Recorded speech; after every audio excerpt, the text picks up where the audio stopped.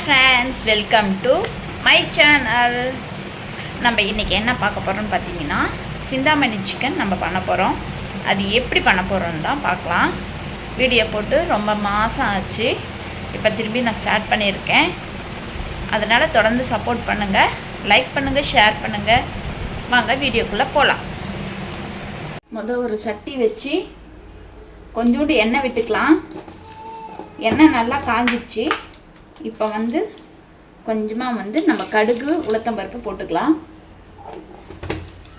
இது நல்லா பொரியட்டும். இப்போ கடுகு நல்லா பொரிஞ்சிருச்சு.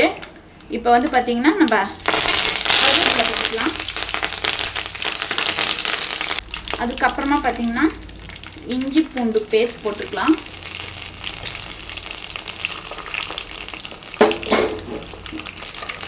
இப்போ நல்லா வதக்கிக்கலாம்.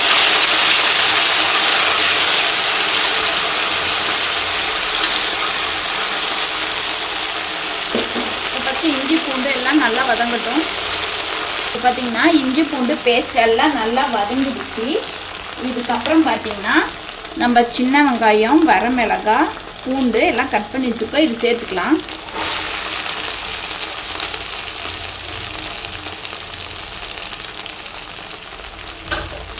இப்போ இதை நல்லா நம்ம கிளறிக்கலாம்.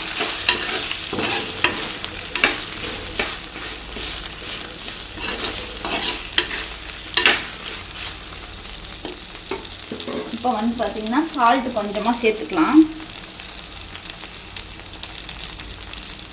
கறிக்கு தேவையான சால்ட்டும் இதுலேயே சேர்த்துக்கலாம். நல்லா இப்போ வதக்கிடுங்க. இது வெந்ததுக்கப்புறம் எப்படி இருக்குன்னு காட்டுறேன். இப்போ பார்த்திங்கன்னா வெங்காயம், வரமிளகாய், பூண்டு எல்லாம் நல்லா வதங்கிடுச்சு. இப்போ நம்ம கறி ஆட் பண்ண போகிறோம். கறி நல்லா வாஷ் பண்ணி வச்சுருக்கேன், அதை ஆட் பண்ணிக்கலாம். இப்போ கறி போட்டாச்சு. இதை நம்ம வதக்கிக்க போகிறோம்.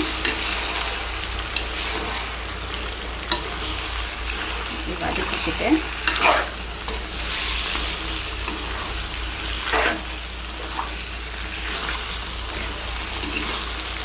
இதில் இப்போ கொஞ்சமாக நம்ம மஞ்சள் தூள் ஆட் பண்ண போகிறோம்.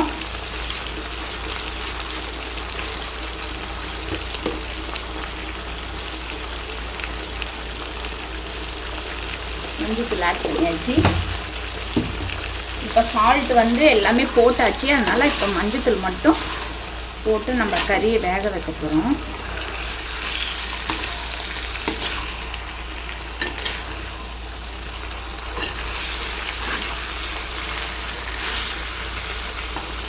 இது தண்ணி விடட்டும். கடைசியாக பார்த்திங்கன்னா கொஞ்சோண்டு புளிப்பு சுவைக்காக தக்காளி பழத்தை நம்ம இப்படி பிரிஞ்சு விட்டுக்கணும். இந்த கறிக்கு கொஞ்சமாக, அப்படி இல்லைன்னா லெமன் சேர்த்துக்கலாம். நீங்கள் இது மாதிரி பிரிஞ்சு விட்டுக்கணும். பாருங்க, தக்காளி போட்ட வாட்டி தண்ணி, கறியெல்லாம் தண்ணி விட ஆரம்பிச்சிச்சு. இதை நல்லா சுண்டணும். பார்த்திங்கன்னா தண்ணி கொஞ்சம் சுண்டிடுச்சு, எண்ணெய் மேலே வர ஆரம்பிச்சிச்சு. இந்த ஸ்டேஜில் நம்ம பெப்பர் தூள் போட்டுக்கலாம். பாருங்கள், இப்போ பெப்பர் போட்டாச்சு. இப்போ நம்ம சிக்கனை இது கலந்து விட்டுக்கலாம்.